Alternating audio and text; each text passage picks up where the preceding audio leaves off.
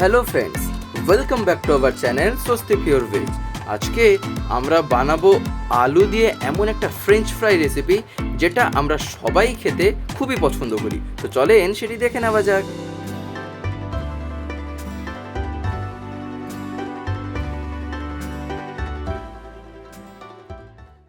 প্রথমে আমরা এখানে আলু নিয়ে নিয়েছি পিস পিস করে, আর এখানে ফ্রেঞ্চ ফ্রাইয়ের জন্য যে সাইজে বা যেভাবে কাটতে হয় সেটা আপনাদের দেখিয়ে দেওয়া হলো।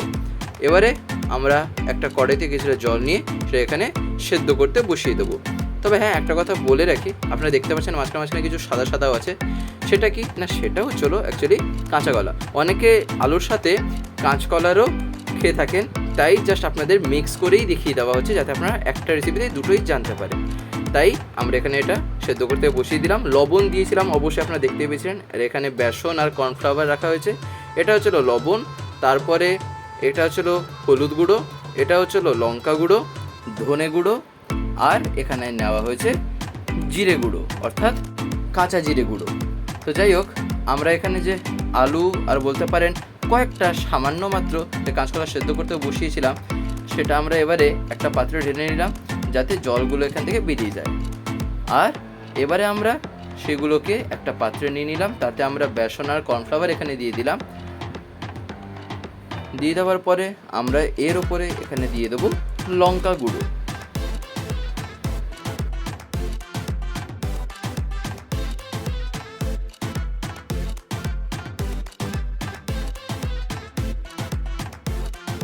লঙ্কা গুঁড়ো দেওয়ার পরে এখানে আমরা দিয়ে দিচ্ছি ধনে গুঁড়ো। ধনে গুঁড়ো দিয়ে দেওয়ার পরে তার পাশে আমরা এখানে দিয়ে দিলাম জিরে গুঁড়ো, অর্থাৎ ওই যে কাঁচা জিরের গুঁড়োটা আপনাদের দেখানো হয়েছিল, সেই কাঁচা জিরের গুঁড়ো।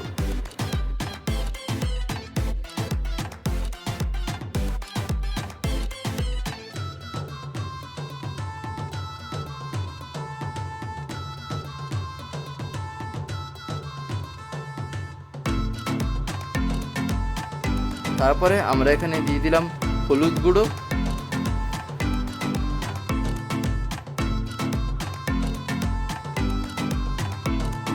এবারে এখানে দিয়ে দেওয়া হলো লবণ।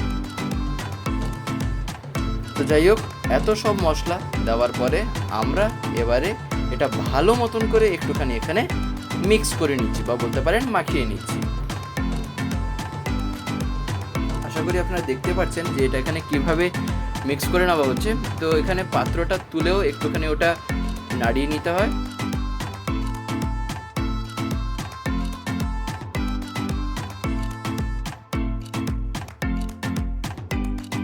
তারপরে খুবই সামান্য পরিমাণ মতো এখানে জল দিয়ে দিলাম। জল দিয়ে দেওয়ার পরে আবার জিনিসটাকে আমরা একটুখানি মাখিয়ে নিচ্ছি।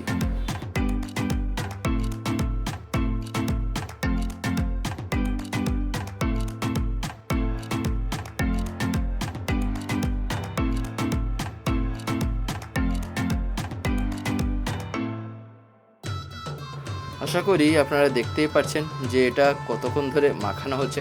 এখানে মাখানোটাই মেন, তার কারণ এরপরে তেমন আর বেশি কিছু থাকে না। এখানে এই যে কয়েকটা মশলা, এইগুলো হচ্ছিল জাস্ট এখানে মেন। এবারে আমরা একটা কড়াইতে কিছুটা তেল নিয়ে তাতে এক একটা করে ওই আলু এখানে আমরা দিয়ে দিচ্ছি। আর অবশ্যই তার সাথে সাথে যে কাঁচা কলা আমরা কয়েকটা মাত্র নিয়েছিলাম, সেটাও এখানে আমরা দিয়ে দিলাম।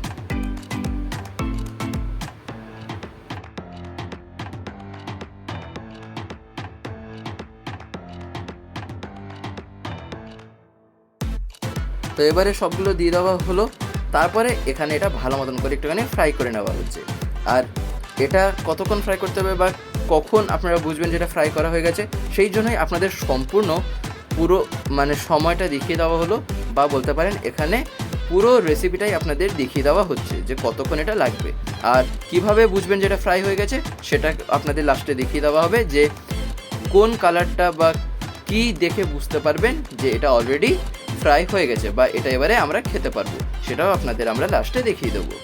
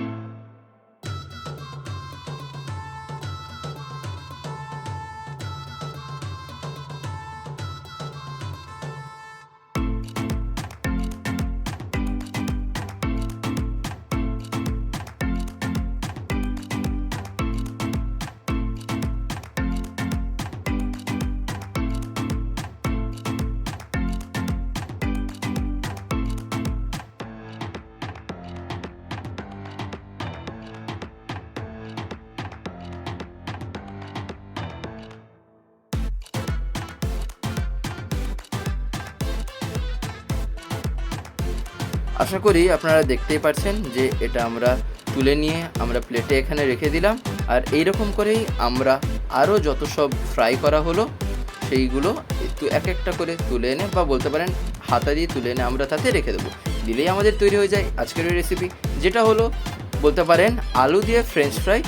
আর এই রেসিপিটা আমরা সবাই খেয়ে থাকি, এটা খালি মুখেও এমনি খেয়ে থাকেন অনেকে, আবার অনেকে গরম গরম ভাতের সাথেও খেয়ে থাকেন, যেটা প্রায় যে কোনো জিনিসের সাথেই খাওয়া যেতে পারে। এটা খেতে অসাধারণ লাগে, আপনারা ট্রাই করে দেখতে পারেন, আশা করি আপনাদেরও খুবই ভালো লাগবে। যাই হোক, আজকের এই ভিডিওটা এবার আমি এখানেই শেষ করব। শেষ করার আগে আপনাদের কাছে একটি কথাই বলবো, যদি আজকের এই ভিডিওটি আপনাদের ভালো লেগে থাকে তাহলে একটি লাইক করে দেবেন, সবার ভিতর শেয়ার করে দেবেন, কেমন লাগলো নিচে একটি কমেন্টে লিখে জানাবেন।